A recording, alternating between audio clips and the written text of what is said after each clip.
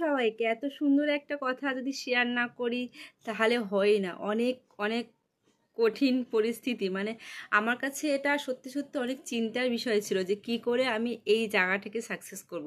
মানে অলরেডি ফেসবুকের যত নিয়ম, মানে যত অ্যাড অন রিলস বলো, বোনাস বলো, যাই হোক না কেন, আমি সব কিছু অনেক আগেই পেয়ে গেছিলাম। তবে আজকে তোমাদের জন্য, তোমরা আমাকে অনেকটা ভালোবাসা দিয়েছো বলে আমি 2 মাসের ভিতরে যে ওয়াচ টাইমটা পূরণ করার কথা সেটা আমি আজকে পূরণ করতে পেরেছি। তো সবাইকে অসংখ্য অসংখ্য ধন্যবাদ আমাকে এতটা সাপোর্ট করার জন্য। আমার কাছে না এটা খুব মানে একটা কঠিন হয়ে গেছিলো যে আমি কি করে করব, আমি পারবো তো। তবে সত্যি কথা হাল ছাড়িনি বলে আজকে আমি সেটা পেরেছি শুধুমাত্র তোমাদের ভালোবাসার জন্য। তোমরা সবাই আমার ভিডিও দেখেছো, আমাকে সাপোর্ট করেছো, আমার সমস্ত ভিউয়ার্সকে কি বলবো মন থেকে ভালোবাসা। তো আমাকে তোমরা আরেকটু সাপোর্ট করো যাতে করে আমি আমার ভবিষ্যতের দিকটা আগে মানে এগোতে পারি।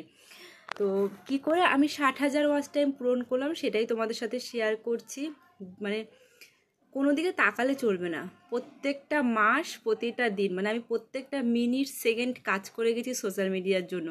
মানে ভাবিনি যে কখনো 5টা লাইক পড়ছে, কখনো 10টা লাইক পড়ছে, সেটার দিকে খেয়াল করিনি। প্রফেশনাল ড্যাশবোর্ডের প্রত্যেকটা নিয়ম মেনে কাজ করে গেছি।